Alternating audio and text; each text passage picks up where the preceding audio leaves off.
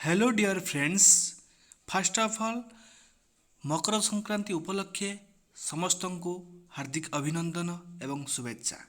जो माने भी 2020 मसीहार सिटी एग्जाम देइथिले सेमानंकर provisional second selection cut off ता सहित मेरिट लिस्ट मध्य आसी जाइछि।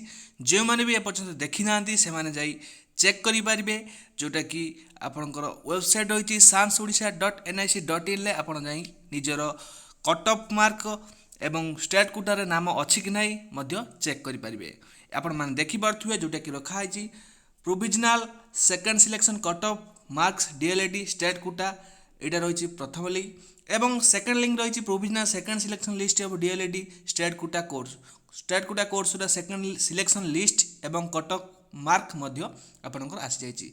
आपण देखिबा चाहिबे आपण मानको देखै दउछि जोटा कि एटा आपनकर रहिछि जोटा कि second selection cut of T आपण मान देखि पारथुवे। यूआर मानकर आर्ट्स पिला मानकर रहिछि 31.50 एवं साइंस पिला मानकर रहिछि 37 एवं एससी पिला मानकर 27 एवं आर्ट्स पिला मानकर रहिछि साइंस पिला मानकर रहिछि 28, एसटी पिला मानकर आर्ट्स पिला मानकर रहिछि 20.50 एवं एसटी पिला मानकर साइंस रे रहिछि 16.75, एससीबीसी पिला मानकर जाइछि 31.25, आर्ट्स पिलांकर साइंस पिलांकर जाइछि 36.75 एवं अलगा कैटेगोरी मध्ये आपण मान देखि पारथुवे जो मान रहिछन्ती ग्रीन कार्ड किंबा स्पोर्ट्स अदर कैटेगोरी मध्ये आपण माने देखि पारथुवे।